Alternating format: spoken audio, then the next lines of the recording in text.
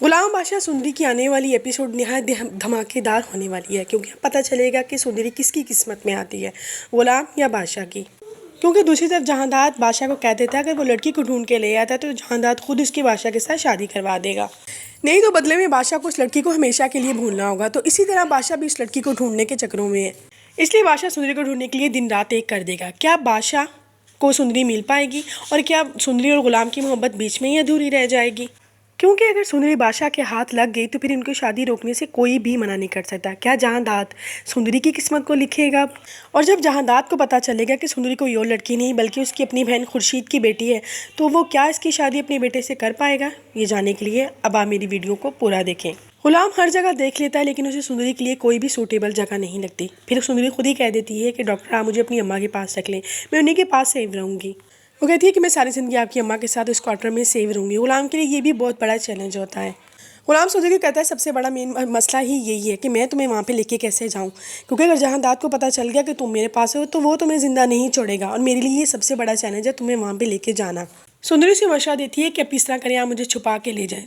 उसके बाद गुलाम को भी इसका आइडिया अच्छा लगता है। गुलाम हवेली पहुँचने से पहले सुंदरी को डिग्गी में छुपा देता है। जहाँ गुलाम सुंदरी को हवेली में ले तो आया है, तो दूसरी तरफ बादशाह के लिए भी बहुत ज़्यादा टेंशनें खड़ी होने वाली। बादशाह को जिस तरह पता चलता है उसके माँ बाप ने उसकी मुर्गे के साथ मंगनी करने के बारे में सोच लिया, तो वो नहायत गुस्से आता है और हवेली में आके अपनी माँ के साथ बदतमीजी करता है। उसे बोलता है कि आपको किसने इतनी हिम्मत दी कि आप मेरी मंगनी के बारे में भी सोचें। उसकी माँ साफ कह देगी कि मैंने ये रिश्ता नहीं तय किया, तुम्हारे बाप ने किया, और वैसे भी हम किसी लड़की को कैसे बहू बना ले जो सिर्फ तुम्हारे ख्यालों की हद तक है। और उसमें आके कहती है ये वैसे भी मेरे भाई की बेटी है, तुम्हारी शादी यहीं पे होगी। तो आगे से वो गुस्से से कहता है कि ठीक है, मंगनी में अगर आपने फैसला किया है तो शादी भी आप करेंगे। जहांदाद वहीं पे इन दोनों की बातें सुन रहा होता है। वो कहता है कि बस बहुत हो गया, ठीक है, अगर तुम उस लड़की को लेके आ जाते तो मैं तुम्हारी उसके साथ शादी करूँगा, लेकिन अगर तुम उस लड़की को वापस नहीं लाए तो फिर सारी ज़िंदगी के लिए हमेशा के लिए उस लड़की का ख्याल भी अपने दिल से निकाल देना। बादशाह भी उसकी शर्त मान लेगा और हामी भर लेगा, क्योंकि वो कभी भी नहीं चाहेगा कि उसकी शादी एक ऐसी लड़की के साथ हो जिसे वो बिल्कुल भी पसंद नहीं करता।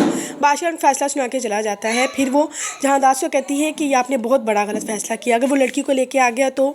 जहांदाद साबिर जान को कहता है कि तुम आज तक मुझे जान ही नहीं पाई, तुम्हें नहीं पता मैं क्या करता आया हूँ, तुमने कैसे सोच लिया कि मैं एक नाचने वाली लड़की को अपनी बहू बनाऊंगा?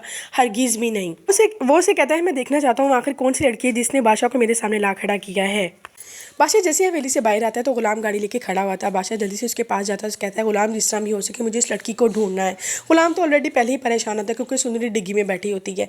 वो कहता है जिस तरह भी करो मुझे इस लड़की के साथ मिलवाना है, बाकी अल्लाह मेरे हक में बेहतर करेगा। वो थोड़ा गाड़ी के अंदर बैठ जाते हैं और गाड़ी के अंदर ही सुंदरी होती है। गुलाम बहुत टेंशन में होता है। जहाँ तक मुझे लगता है कि गुलाम और बादशाह जिस तरह सुंदरी को ढूंढने के लिए बाहर निकलेंगे, सुंदरी चीज़ का फ़ायदा उठाएगी और वहाँ से भाग निकलेगी गाड़ी में से, क्योंकि मुझे तो यही हल नज़र आ रहा है। सुंदरी अपनी इस तरह करके इन दोनों से जान भी छुड़वा लेगी।